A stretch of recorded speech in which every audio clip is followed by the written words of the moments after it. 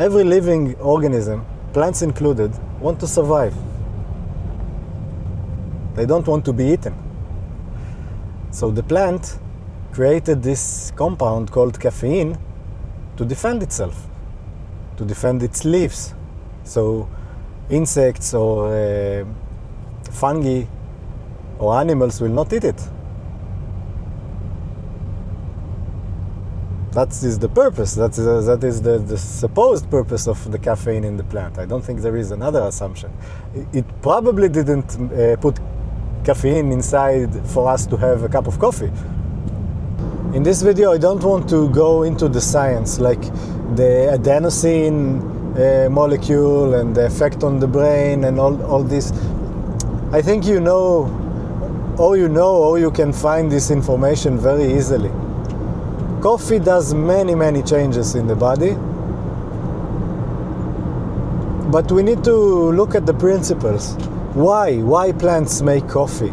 They do it to give us a magic drink? No, they do it to protect themselves. The coffee is some kind of insect repellent and fungi killer. It used to protect the plant from being eaten. And we made the leap to assume it's not only not harmful for us, that it's beneficial for us. And let's make it clear, coffee is not food. Like it has no nutrition value. It's only a drug, a carrier for the caffeine. Caffeine is a signal. Like, it doesn't have energy inside. It's triggering something inside our body that releases energy. But the energy that releases from our internal storages.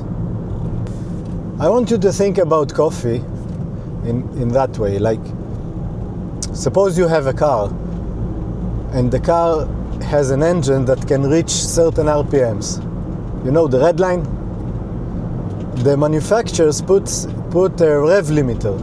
So you cannot, even if you press the gas full, it will not go past the danger zone for the engine. It will reach, depending on the car, 7,000, and then it will disconnect. The power will stop until the revs will return to the normal range. Why is this? Why we cannot go indefinitely? Because the manufacturer knows that if it will let you pass the red line, the engine might blow up. But you can actually go into a car hacker that will change it, that will, instead of 7,000, will move it to 7,500.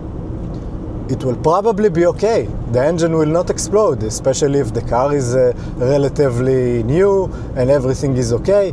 We can assume that the manufacturer have some margin of error. Same as CPU for the PC. You get a CPU that it's rated for 4 gigahertz. You can probably push it to 4.5. But is it safe? Maybe.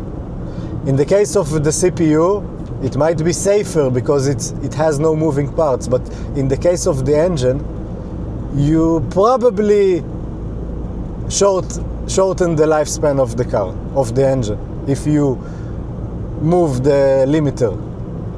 And the coffee is acting on the body in a very similar way, because it blocks our natural feelings. Instead of being tired, you're not tired. But why were you tired? So it's important. It's not an optional thing. And what the coffee does is blocking the signals. It's like moving the limiter. It might be okay for once, twice, but usually when people drink coffee, it becomes a habit. And not only a habit, the body is not stupid. It's like he didn't get his rest, So it tries harder to make you rest. So what do? You feel tired, you drink more coffee. And it's a cycle that continues, and eventually you reach a point you need coffee just to feel normal. So even if we ignore all the other science, like all the adrenaline glands that overworked and everything, the simple mechanism of preventing the rest is enough to understand that it's probably not a good idea. And it's not limited to the rest. Like even if you ignore the sleep and rest, there is the coffee is a stimulant, and it puts the body in a state of stress. And when you're stressed, the body is not available to digest the food and do all the things it needs to do for the maintenance. It's like preparing to fight. It gets you in the fight or flight. And you do it every day, many times a day. And the coffee does not disappear from the body, not too quickly. They say 12 hours half time, like something like this. But what does it mean? It means that if you drink coffee, after 12 hours, half of the coffee is metabolized in the body and half is still free to make changes. So if you drink 1 cup of coffee in the morning, and it doesn't matter if it's 12 hours, 6 hours, the concept is what's important. If you drink a cup of coffee in the morning, it's like you drink half a cup of coffee at noon. It's the same, like half of it is stayed. And then you drink again, and again it's half. And after 6 hours or 12 hours, it's half. And after 12 hours, it's half. Like it takes a lot of time to completely disappear from, because every time it's half. It's like the Bitcoin halving. It will take a long time to finish. So people that drink coffee probably has caffeine in their system 24/7, in varying quantities, of course. And it affects everything. Even people that say that they can drink a coffee and go to sleep, it doesn't say anything good. And let me tell you what happened when I stopped coffee. I didn't become a Superman. That's for sure. There was no like a major change, but there were a few changes. First of all, I can say positively 100%, I don't feel worse. Like I probably feel better, but it's hard to compare because the time frame is a bit changed. After stopping drinking coffee, I felt terrible, like completely horrible. Headaches, no motivation, tired in odd hours, having problem to sleep at the start, like really bad drug addiction withdrawal symptoms. I think it took about 3 months to completely resolve. What did I gain? When I was drinking coffee, every now and then I had a terrible headache. The headache were sometimes because I drank too much coffee, or sometimes because I didn't drink enough coffee. It's like a balance that I had to maintain to feel normal. Now I don't need coffee. I wake up in the morning, I woke up. No need for coffee at all. Any time. Like I do believe that there is a place for coffee. Like let's assume you have to drive at night and you're tired and you need something to wake you up, coffee will do the job, especially if you don't consume it normally. Let's say you studied for months for a test, and the test is at a specific date and you accidentally didn't sleep the night before. Probably if you take coffee, you will wake up. But I can say that in the last 3 years that I didn't drink coffee, I never had once such an emergency that I felt, oh my God, I have to have coffee. even when I had a late night drive. I started feeling tired. I stopped at the side of the road, took few minutes, not more, of rest, and I was refreshed. Because I know coffee will not give you energy. The energy is inside. It does not produce something that you don't already have. Let's suppose you need to wake up. Like it's noon, you ate, and you feel tired. And usually you take a glass of coffee, you drink coffee, and you're perked up and ready to go. But like we said before, the coffee itself has no energy. It's just a trigger, a signal for the body to excrete some hormones and do things that makes you feel like you're awake. So you can achieve the same thing with a better habit. For example, if it's possible, you can enter a cold shower. It will wake you up. You can even go to do some light exercise, even a walk, like few minutes walk and outside will wake you up. You don't need the coffee, but we're so accustomed to it so that we use it, like we abuse the coffee to wake up instead of doing the natural things. I don't know if you know Jim Rohn and Jim Rohn philosophy.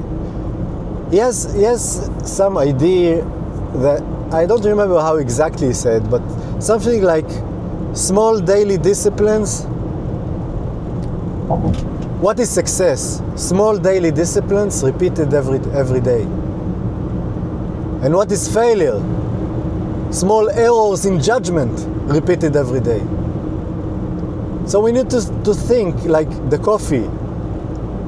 Which of them? It's a success habit or failure habit? I believe it's a failure habit. The success habit will be, I'm tired, maybe I need to rest. I can close my eyes for a few minutes.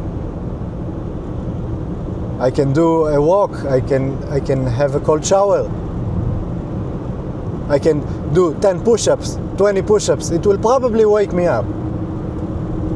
Instead of relying on a drug that has many effects, that is not removed from the system so quickly, that affects my adrenals, affects everything in the body.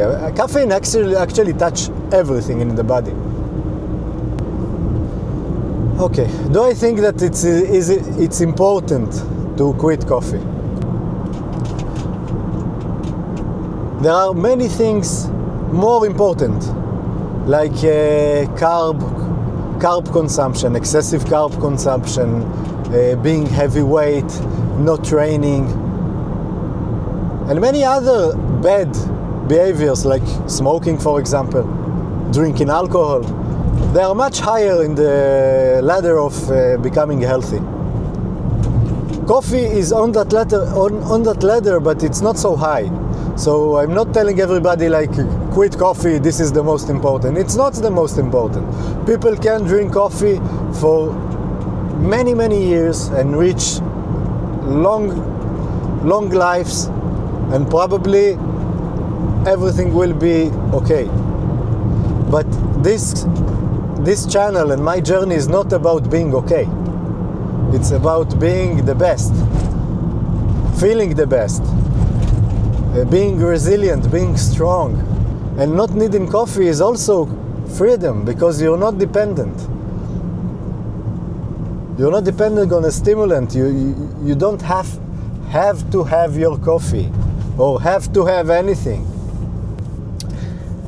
Let's talk about how to quit coffee. Suppose you're in the place that you understand that coffee is not good for you and you will probably be better without it. How do you actually quit?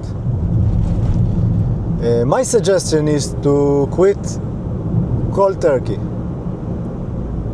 If you can, just continue with it until you curb it out of your life. In my case, it didn't happen like this. I actually managed to fight it off and and stopped drinking. But a few months later, I drank a little bit and then a little bit more, but there were headaches and I felt tired and I fell asleep. I didn't have motivation to do anything.